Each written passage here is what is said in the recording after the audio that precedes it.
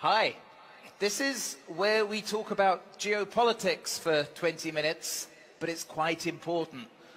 It's about establishing a new world order, and trade wars are happening, which is going to start. I'm David Rowan. I am hosting a secret new podcast, which we haven't yet announced, with the Web Summit team, where we go on walks with founders.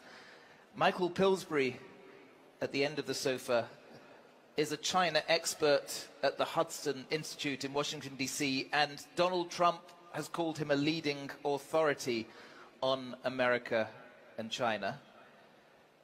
And next to him is Juan Branco, who has written a best-selling book. He's a lawyer who's worked with the Gilets jaunes, with WikiLeaks. And we're going to look at where we are now. There's a short-term trade war between the US and China, but we're also going to look at the wider implications. Michael, yes. How worried, concerned should we be at these tariffs that keep getting introduced between Washington and Beijing? Who can be the winner? Well, the Chinese like to say win-win for both sides, but the Americans suspect that means one win for China and then another win for China. So both sides can win. Global economic growth is being affected by the tariff war. And we almost had a deal last year in May. The administration keeps the details secret, so do the Chinese, but it was 150 pages long. It involved an office being set up in Beijing by us and an office in Washington by China that would be able to punish violations of intellectual property theft or other things. The Chinese, at the last minute, apparently because of hardliners in Beijing, they blocked the agreement. So since last May, the effort has been to put this back together, and the Chinese position is very clear. They want all tariffs removed, or they won't give anything. And the American position is just the opposite. The tariffs will stay on, and you must earn your way out by good conduct. So I'm very concerned about the future of global economic growth. The IMF has already estimated about 0.5% or more will be cut from global economic growth next year. And the trade wars could, in fact, get worse. The tariffs could be placed much higher than they are now. And you have expressed your own concerns about China's motivations. You had a best-selling book yourself, and the title may give away where you stand. The 100-year marathon, China's secret strategy to replace America as the global superpower. What do you think China's end game is? Well, China is very concerned by one word that I could teach everybody here to say. So you can say you learned a word of Chinese today. It's in the fourth tone. It means a following kind of sharp tone. Everybody could say it. The word is ba. Ba. A ba is a hegemon or a tyrant who controls the world. And China sees America as a bad ba. So the Chinese New World Order, the most important thing about the world order China wants is no more ba. The American side thinks that the ba is kind of a heavy burden. It's been quite difficult to establish the World Bank, the International Monetary Fund, the United Nations. This whole structure we call the world order had a lot to do with American initiative after World War II. The Chinese want to make this what they call a more just world order. They'll keep parts of it, but other parts will be invented. This is also affecting the trade talks, because the Chinese side does not want the trade talks to be won by the old ba. And when America says China wants to be the ba, you want to replace us, this makes the Chinese very angry. So we ask them why. You could be the largest economy in the world. You could be twice as big as America. What's wrong with that for you Chinese? They say, well, ba means tyrant, ruthless, no virtue. We will be a much better kind of ba than you Americans were. So you see this as an existential battle for global dominance? I'd prefer if you use the word ba. Who will be the ba? Juan Branco, you represent people who have been affected by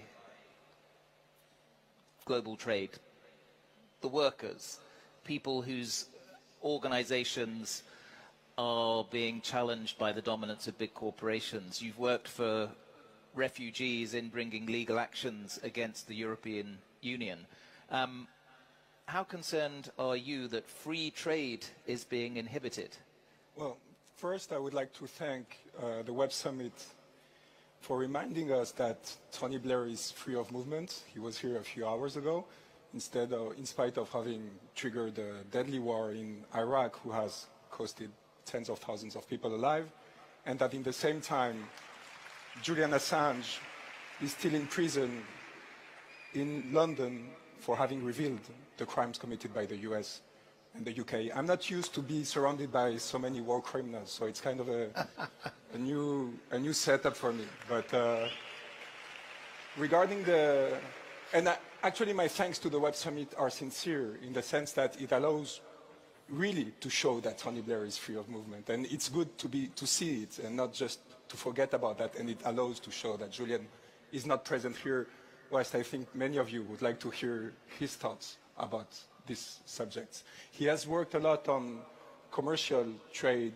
revealing the secret commercial agreements, the CETA and so forth, and showing how they were secretly negotiated in order to favor a certain number of interests and, of course, go against many others. And yes, I've defended many people in France, yellow jackets, who have seen their lives destroyed because there was an ideology which was not sustained by fact on trade, on free trade, on the freedom of trade, which was supposed to bring a greater good at some point for humanity, but that in the meantime, could destroy the planet, could destroy thousands of lives that could not be taken back to where they were before, and that this was only perceived at an economic perspective. So a life from an economic perspective is something that will be substituted at some point, because you will get a new kid raised and he will replace the person who has been destroyed. And so, I mean, you can destroy lives for generations. Schumpeter described that, and nothing will happen from a statistic perspective. It's not the case in reality, of course. And defending those people has been very important to open the eyes regarding this situation. And I mean, Macron had prepared a helicopter to fly away his palace the beginning of December, because there was such an anger in France against these elites, which were completely indifferent to the consequences of their decisions, that they were ready to invest the Elysium.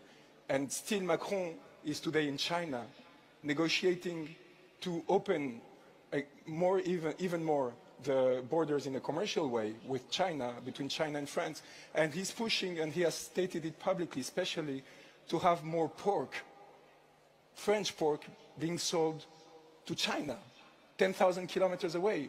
I mean, one of the main goals today of a president that pretends to be modern, to pretend to be ecological, is to try to have pork being done in France, raised in France, then put in a condition that will be able to travel 10,000 kilometers and sold to Chinese people. It makes literally no sense. And this absurdity, this complete absurdity and disconnection of these individuals who are leading us today, who are pushing us to an abyss because it's destroying the planet and destroying the individuals who are today trying to struggle for life. I think it's very well exemplified by this current situation, and the fact that they do not realize, I don't even understand how Macron, while seeing Xi Jinping, doesn't ask himself when he starts talking about pork, but how can I think of bringing French pork to China? What's the meaning of this? How did I make of this not only a goal in my negotiations, but also how did I do public statements to show how important what I was doing was for the French people? How disconnected they can be, I don't know. What I know is that these tensions which are created by this world order which is falling apart will probably trigger extremely harsh consequences. And it's very easy. I saw Tony Blair again speaking about populism and complaining about populism. I don't know what populism is. I just know that there is a rage that is rising. And of course, it's not well represented here because basically the world of technology is benefiting massively from a financial perspective, but I don't think from an ethical, nor even in terms of inventivity perspective of this globalization. But you have millions of people who are being basically enslaved or used as consumers of these products that are imposed to them. Far from that, around us, that are being used actually to serve us, to guide us in these places, backstages to give water to the most favored of us, to give us free food, I don't even understand why we do not pay for our food while being the most privileged. I mean, and all this system is really, I mean, you have to pay 1,500 euros to be here. Do we realize how absurd, I mean, in a country in which the average income is almost half of that price. And this is all, of course, set up by this globalization ideology, which is basically destroying society. That Macron's argument would be free trade will eventually create economic prosperity, which will trickle down to the workers. No, it will just put pressure, even more pressure on workers, especially from countries like France, because in terms of competitivity, they will never be able to cost as little as someone who works in Bangladesh, in China, who has no social security, who has no capacity to defend his rights. So they will just be crushed by this ideology. But not only that, again, you will crush the planet as a whole. Selling French pork in China, again, just think of what is going on here. Michael, the system... No, let the applause continue. The system is rigged against the workers and the environment. What's so bad about a new world order? Well, the workers and the environment and many issues of standards are built into trade talks. Trade agreements, whether they're multilateral, like the rules of the WTO, or bilateral agreements, they try to cover issues that Juan is raising. They've not been successful. And one of the biggest problems about free trade now is if you're a startup or you have a new idea for a new technology, one of your greatest problems now is not worker standards or bad water or pollution. It's the theft of intellectual property by China. This is the heart of the trade talks. If you have a new idea, let's say for a mobile game, like Fatal Fantasy 15, $69 billion new economy is mobile games. The Chinese immediately try to steal what makes the mobile games popular. Any field of startup technology, including old technology, is vulnerable to China. And there are probably two reasons for Chinese economic growth over the last 3 decades. You know, they've averaged 10% a year. So their economy is 10 times bigger now than it was in 2001, 20 times bigger than in the beginning. One reason has been the intellectual property theft. But the other is what Juan is talking about. China now is almost the most unequal society in the world. They used to have the dream of communes and equality in China. It was called Communist China for that reason. All of that was changed about 40 years ago when China's leaders said to get rich is glorious. And China began to leave behind the underprivileged of the country. So Donald Trump seems to listen to what you say. What would you advise him now to do as he gets deeper and deeper into a tariff-led trade war? Well, President Trump first wrote about China as a challenge in a book 20 years ago. He said it will be the #1 challenge America faces in the world. And he meant in terms of economics, trade, technology. He deeply admires the Chinese people. So his idea is how can we increase trade between the U.S. and China? These two great economies. We're $21 trillion now in GDP. China's about 15 trillion.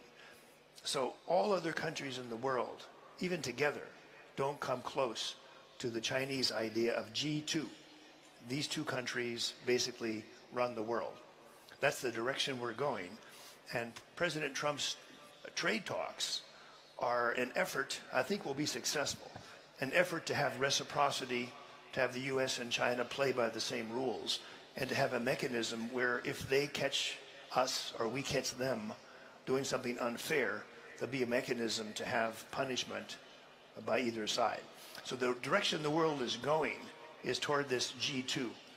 Small countries are being left out, and it's too bad. Juan, let's just say Donald Trump reads your book. You've written a powerful one critiquing President Macron. Let's say he calls you in to give him some advice. What would you suggest that he does?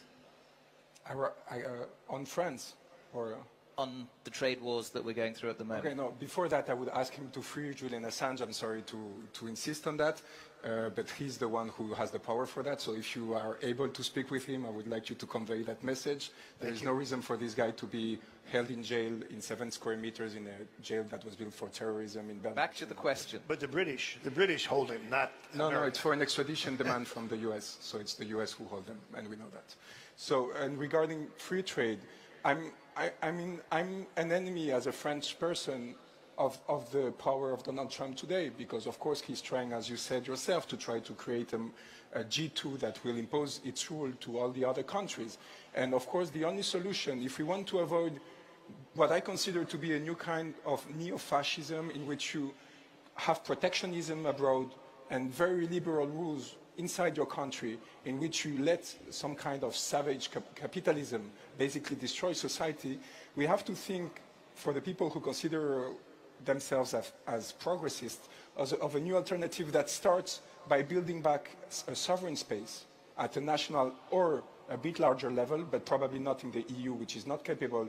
We have realized that after years of waiting to create that, to defend again our space, commercially speaking, to create again simply boundaries that will allow us not to get commercial products that violate environmental rules, social rules, to sanction those countries who commit those violations, and stop with this kind of incredible naivety. I mean, Emmanuel Macron appears to be a rational, serious person, modern, and yet he considers that opening the borders with China, commercially speaking, will be beneficial for France.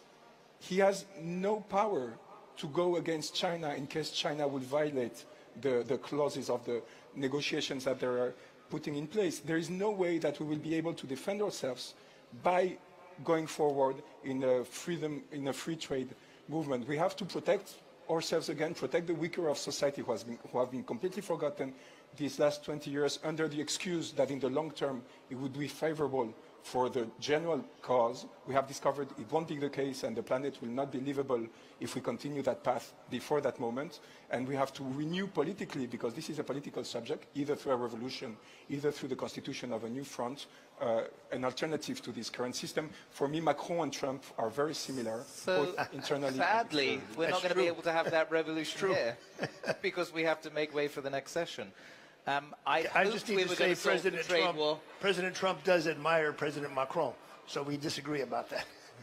We didn't quite solve the crisis now. Thank you, Michel Pillsbury and Juan Branco. Thank you.